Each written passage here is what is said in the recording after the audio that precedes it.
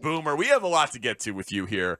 What would you do if you were Ryan Poles at quarterback? Justin Fields or the number one pick? The number one pick, I'm taking Caleb Williams. He's a transformative player, generational player. The things I see him do on the field, very few players ever have I seen do what he does. And he's just a special player. Now, I don't know the man personally. I don't know what kind of guy he's like. I know he likes to paint his fingernails and put different things on his hands and jumps into the stands and hugs his mom and all that other stuff. I don't know that part of him, but what I see on the football field is a can't-miss football player that is going to take some franchise into the next decade, much like I would say Joe Burrow has, like Patrick Mahomes has. I'm putting him in that level of player. And, of course, Josh Allen has for the Buffalo Bills. So, to me, it's really a no-brainer. It's a quarterback league, and I know that Justin Fields has gotten better over the years and maybe a little bit cheaper in the long run if they want to sign him to an extension. But if I'm Ryan Poles, I'm sorry. I'm in the Caleb Williams camp and have been for 2 years, by the way. This is not anything that, I just figured out over the last 3 weeks or something. I've been talking about Caleb since he went to USC, pretty much watched every single one of his games. It's too bad that his coach didn't believe in defense at USC, Lincoln Riley. But at the end of the day, I'm telling you, he is a very, very special player. And I would be very surprised if the Chicago Bears passed up on him. Boomer, we have seen with Mitch Trubisky and Justin Fields, very talented athletic quarterbacks who eventually they had to cut the field in half and kind of create easier things for them to do other than pocket quarterback passing, 5 steps, drop, anticipatory throws to beat a zone, that kind of thing. Caleb is obviously a great improviser, better than either of the guys that I just referenced, it seems, as an improviser, for sure. But does he have the pocket passer component? Oh, yeah. Yeah, he's got it all, man. He's got everything. Maybe another inch taller would be great. But, watching him and just analyzing him, and again, I don't know the personal side of him. That's something that Ryan Poles has really got to dig into and find out what kind of person he is, what kind of man he is. Is he a leader? Do his teammates really like him at USC? Did he do right by the teammates? All of that kind of stuff, especially in this nil era where, these kids basically come and go as they want. It's a whole new different set of circumstances. You got to make sure that the kid loves ball. I think Justin Fields does, and I think whoever does acquire him from the Chicago Bears is going to be lucky to have him. But once in every 10 years, decade or so, a player like this comes along, and I just think, you got to take him. And, Ryan Poles has got a little bit of luck on his side here now because things have kind of worked out. He made the trade for Montez Sweat. The defense got better. They beat some bad teams at the end of the year. So you don't really know what to take from that. But Eberflus's defense got better. There's no question about that. I think their offense was really competitive, and they were competitive because Justin became competitive as it wore on, and he started to understand that there's a real chance that he could have end up losing his job there, which is most likely going to happen. So I take all of that with a grain of salt. You want a guy that's going to be a difference maker. I think everybody, and there'll be a few guys out there that are going to say negative things about Caleb Williams, like they say about all of us. But I think this kid's a can't-miss player. I really do. And I've said it for 2 years now that he would be the number one draft pick. He would have been the number one draft pick last year. So he's definitely going to be the number one pick this year. And I would hope that the Bears would end up taking him. So, Boomer, I feel the same way about Caleb. I think that they will take him for all of the reasons that you said, and for the fact that Poles was in Kansas City when they traded up from 27 to 10 to take Mahomes when they had Alex Smith, and there are some similarities, obviously, to the skill set. So I think there's some familiarity there for Poles. If you have this once-in-a-10-year quarterback prospect, I was advocating to fire Matt Eberflus because it feels hard for me to imagine that the best possible coach to develop and maximize this generational prospect is the defensive coach. What would you do to help Caleb Williams reach his potential? Well, it really does sound like, obviously Matt's staying there. You guys know that. And I guess they're going to blow out the offensive staff, and they'll probably try to bring in a new offensive staff that has worked with young quarterbacks in the past and has had some success, some modicum of success with that, with those quarterbacks. Who that is, I have no idea. I know I read my buddy Frank Reich would be on that list simply because he and Matt worked together in Indianapolis. They got along great, but I don't know that to be the case. I really don't. They're going to keep Matt, and a good defense is very important to a young quarterback. The other good thing about this is that you're resetting the quarterback rookie wage scale, if you will. You got 3 years to work with Caleb and build around him now. And, in 2 to 3 years, could we see the next coming of the 49ers? I mean, that's what Ryan Poles is tasked to do now. Go out there, make some key drafts, make some key trades like he did, use some of that draft capital that he did this past year, and then sign Montez Sweat. I mean, it reminds me kind of what, San Francisco did when John Lynch and Kyle Shanahan first got there. They made a lot of these great draft picks, but along the way, they added key pieces like Christian McCaffrey. Of course, this year was Chase Young. I don't know if they'll be able to re-sign him.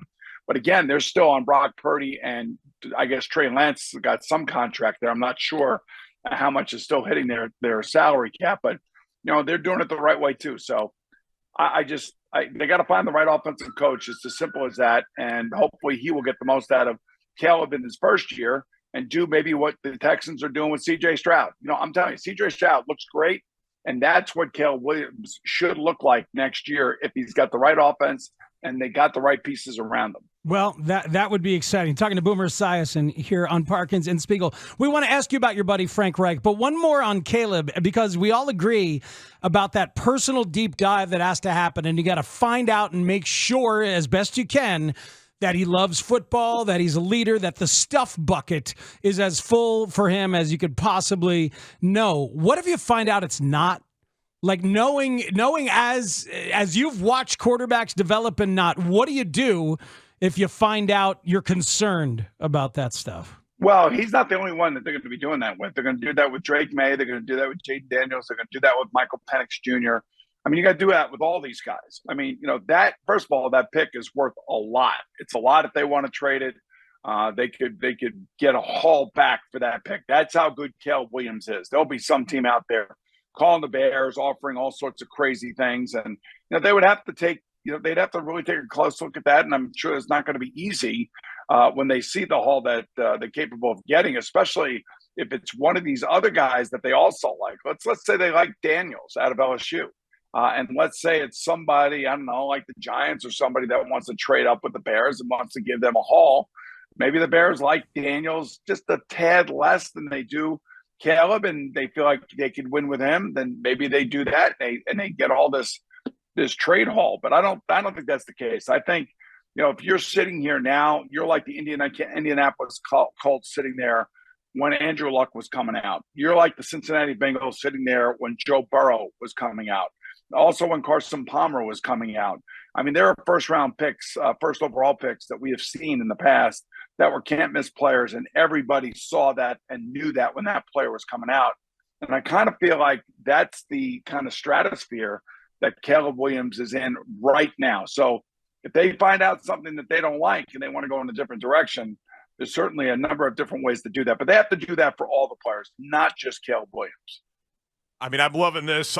That's the most exciting thing that you could possibly have as a football fan, unless you have a team that can win a Super Bowl. The opportunity to have quarterback answered for the next decade. So Bears fans should be doing backflips. And, Boomer, it's not dropping Joe Burrow into a 2-win team or C.J. Stroud into a 2 or 3-win team, whatever Houston was, 3-win team last year. You're dropping him into a 7-win team with DJ Moore, some nice pieces on offense, and a potentially top 5 defense. Would you expect Caleb Williams to be able to lead the Bears to the playoffs next year, for example?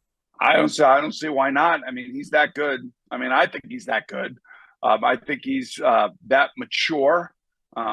Again, you hear all kinds of things, and he's driving a very expensive car. He's living in a condo off campus. I mean, it's totally different than when I played. And, you got to I think this is one of the reasons why Nick Saban, Mike Krzyzewski, all these older coaches that dealt with and were able to control a lot of players and a lot of things around their particular programs, they stayed there and they had success. Nowadays, it is the wild, wild west in the NCAA. And it's a joke dealing with all these families and all these demands and everything else other than just a scholarship. So I don't know what that has done to the young man. I have no idea what his true expectations are when it comes to the draft.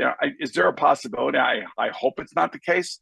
Is there a possibility he may say, I don't want to be drafted by the Bears? My advice to him, and I gave this advice on the NFL Today, I think about 4 or 5 weeks ago, that, hey, Caleb, if you are fortunate enough to be the number 1 overall draft pick, because you haven't done crap in the NFL yet, if you are fortunate enough to be the number 1 overall pick by the Chicago Bears, a legacy franchise in this league, if there ever was one, that hasn't had a statuesque quarterback for longer than like 3 or 4 years, and really doesn't have anybody to really be a difference maker like Patrick Mahomes or some of these other great quarterbacks that have led their franchises, and you say you want to go somewhere else, I'm sorry, then you can't be my starting quarterback. I don't want a guy that makes the decision. I don't want, I guess John Elway did for different reasons, and so did Eli Manning for different reasons. Mm-hmm. But this is different. This is the Bears. They're going to be loaded, and they're going to be set up now for the next 10 years with all of this draft capital and this pick in particular. Boomer, your college teammate and roommate, Frank Reich, makes a lot of sense for this job for a number of reasons. And I'm impressed with a lot of his history, winning with 4 different quarterbacks in Indy. Had good offenses with Brissett and Luck and Rivers and even Matt Ryan. And obviously the work with Carson Wentz and Nick Foles when he won a Super Bowl in Philly. But the question is, how responsible is he for the disaster that was in Carolina? And can you confirm or deny that he wanted C.J. Stroud over Bryce Young as that number 1 pick? Oh, I can't confirm. When they traded for that number 1 pick, on my radio show in New York, I said, I know what Frank likes. And Frank likes big, tall, strong quarterbacks, because every one of his quarterbacks that he did have, whether it be in Philadelphia, San Diego, Arizona, or in Indianapolis when he was there, all fit that kind of physical build. And that physical build is anywhere from like 6'1.5" to 6'5", 210 pounds to 245 pounds. And, obviously Bryce Young does not fit that. So I was a little shocked that that's who they took. Frank didn't give me any inclination as to what they were going to do prior to the draft. And he certainly didn't tell me about any of their private conversations that they had with their owner and their general manager. And the general manager is not there anymore either. So I think you have a very impatient, impetuous owner down there that's very difficult to work for. It's interesting. I booked a golf trip with Frank in the off season, and he said he's going. So I'm assuming that maybe he's going to take a year off for coaching. But I guess if he came back and said, Boom, I got the itch to go coach Caleb Williams up in Chicago, that'd be pretty alluring to me, I would think. So he hasn't told me anything one way or the other. All I know, he's scheduled right now to go on my golf trip. So I'm keeping my fingers crossed, because I'd rather have him on my golf trip than go back to coaching. Well, I forgive you for not sending the tequila. I'll come on the golf trip. Okay, it sounds great, boys. Sounds great. It's just an idea. So what do you think Justin Fields proved? Because they won 7 games. If they traded the number 1 pick, there's a huge percentage of Bears fans that want Justin Fields. Have 2 first-round picks for the next 3 drafts. Have 2 in the top 10. Give him Marvin Harrison Jr. Upgrade him at left tackle. Go win a bunch of games with Justin Fields. What do you think Justin Fields is at this point? Yeah, and I can understand why fans see that. They see an exciting young player who really, at times, and I actually started with you guys with him. Yep. And we saw him kind of grow into something, and then we saw him kind of plateau again. And then this year he started out slow, but then he got going again. It's just too much indecision, too much inconsistency for me, especially when you have Caleb Williams sitting there and you got to go for him. So I think he proved that he can play in this league. There's no question about it. I believe that he proved that if he's with the right team and with the right coach, he could be a starting quarterback in this league again for a long time. I'm trying to think of who I would compare him to. He wouldn't be, a top 7 or 8 guy at the moment. Could he grow into that? I think if he got in the right spot, maybe he's not Geno Smith. He's more athletic than Geno was when Geno was his age. But Geno, like, the light went on later on in life to become a much more consistent quarterback, and he got paid really well by Seattle. And, it's along those lines where he's got to go to the right place, maybe sit for a year. And then when an opportunity presents itself, whether either be via injury or unproductive play by the player that he's sitting behind, then all of a sudden he takes over, something like that. I know he'll be fine wherever he goes.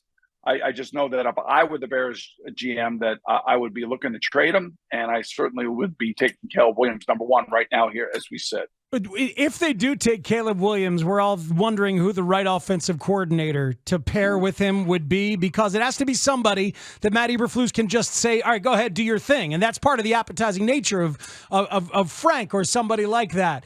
Is there anybody from this list? I'll throw it at you. Byron Leftwich, Darrell Bevell, Zach Robinson, Eric Bieniemy, Shane Waldron, who they interviewed. Shane Waldron, who they've now requested to interview out in Seattle with Pete Carroll. Any of those names jump out at you as a good fit? I mean, Shane does. Here's the thing about Eric Bieniemy, a former teammate of mine, and I think one of the reasons why, unfortunately, he has not gotten a head coaching gig. Doesn't interview well. He's a little bit blustery. And if you talk to Shady McCoy when he was out in Kansas City, he was talking openly how people, the players especially, really didn't like him. And that, there was a lot of he grinds a lot of people because he's a hard driver. He pushes the envelope. But he may not be a bad guy when you think about it, because there are similar traits between Patrick and Caleb. Now, Patrick's a little bit bigger than Caleb, but they kind of play the same way. And I think Caleb's smart enough to be able to handle the West Coast offense and all the concepts that go on within that offense. But I just don't know if he and Eberflus have a relationship. And here's the thing. When one of these head coaches goes out and decides to hire an offense coordinator, if the GM is doing it and the head coach isn't doing it, that's not a good thing.